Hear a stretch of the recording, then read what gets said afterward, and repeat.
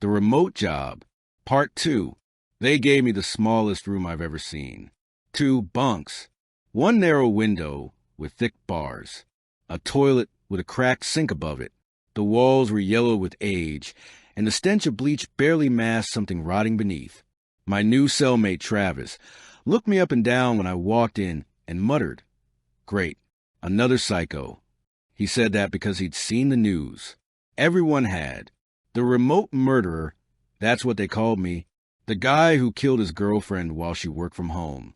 Only I didn't. I swear I didn't. Jess was the only good thing I had. We were doing long distance, but we made it work. Every night, I'd call her until she fell asleep. I remember the night she stopped answering. The night I came home early to surprise her. And what I found, they said I did it. But I didn't. Something else was there. It killed her. And now it's here, in this cell with me. The trial was a blur. I sat there in a suit that didn't fit anymore, hands shaking under the table as the prosecution tore my life apart. They showed the jury photos of Jess's body. Said she was found in her lounge room, slumped at her desk with blood coating her computer, the walls, even the ceiling. They showed my fingerprints. My DNA, the fact I had no alibi because, yes, I was there when they found her, but she was already dead. I tried to explain about the figure, about how she told me things were happening in her apartment, how she'd see something, pale and silent, moving to the background while she worked. No one listened. The psychiatrist the court assigned me asked me to describe the figure. I told her everything. White, featureless, always just at the edge of vision. She called it stress-induced psychosis. I wasn't insane, but I took the pills she gave me anyway, hoping they might help. They didn't. A few weeks into my sentence, I started noticing it again. The same pale figure. It stood in the corner of the cell, just past the sink. At first, I only saw it out of the corner of my eye. When I turned to look, it was gone. But each night, it crept a little closer. One morning, I woke up with my blanket on the floor and Travis glaring at me. "You talk in your sleep, man. You were whispering all night, real weird shit." I didn't remember a thing. Just the image of the figure standing near the bars. Silent, patient. At night, I stopped sleeping. I stared at the wall instead, trying to stay awake. The longer I stayed up, the more real it became. I tried to ignore it. Eventually, Travis noticed it too. He woke up screaming one night, throwing himself off the bunk and nearly breaking his wrist. He swore he saw something crawling across the ceiling. Something white with no face. He stopped calling me crazy after that. Instead, he asked what I brought into the cell. I didn't answer. He started sleeping with a Bible under his pillow. He wouldn't close his eyes unless the cell light was on. We both saw it now. One morning, I woke up with a nosebleed. I'd had them before, but this one was bad. Blood soaked my pillow and my sheets. I remember Jess telling me the same thing before everything happened. She thought it was just hormones. I'd told her not to worry. I cleaned up and tried not to panic. That afternoon, while we were out in the yard, Travis sat next to me on the bench, twitching. "I'm getting out in 3 weeks," he muttered. "You better figure out how to get rid of that thing before then." I didn't respond, because I knew it wouldn't let him go. The night before his release was when it happened.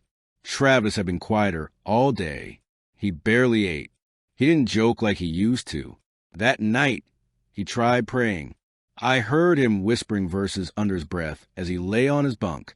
Then the lights flickered, and I heard a low, heavy hum, like static inside my skull.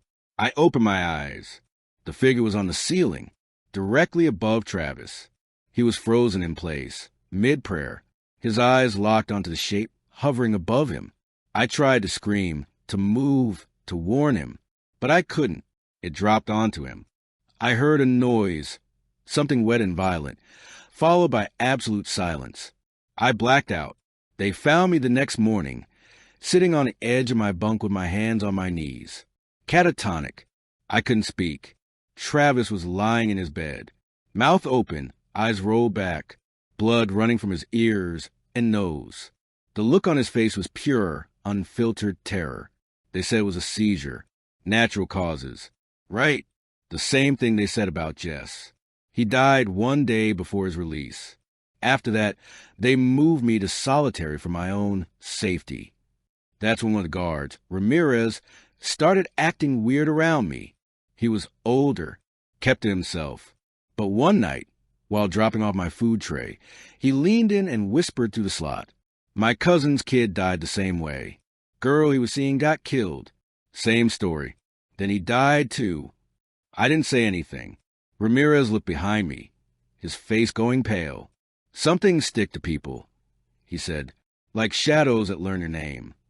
Then he shut the door and never looked me in the eyes again. A few weeks later, I heard Ramirez quit, walked off the job one day, and never came back. Another guard told me he claimed to be seeing something in his apartment, a pale shape, watching from mirrors, appearing in reflections. Sound familiar? I've been in here for 6 months now. Haven't seen the sun in God knows how long. The figure never leaves. It stands in the corner of my cell now. Sometimes it crawls on the ceiling. Sometimes it sits in the bunk opposite mine. I don't sleep. I don't eat. I just watch it. Because if I blink, it gets closer. They'll find this journal eventually, after I'm gone. I'm leaving it behind because someone has to know. This thing, it follows grief, follows people who are left behind. I don't know what it is. I don't know what it wants. But I know this. It killed Jess. It killed Travis. And now it's going to kill me. It's breathing behind me now. I can feel it. If you're reading this, don't turn around.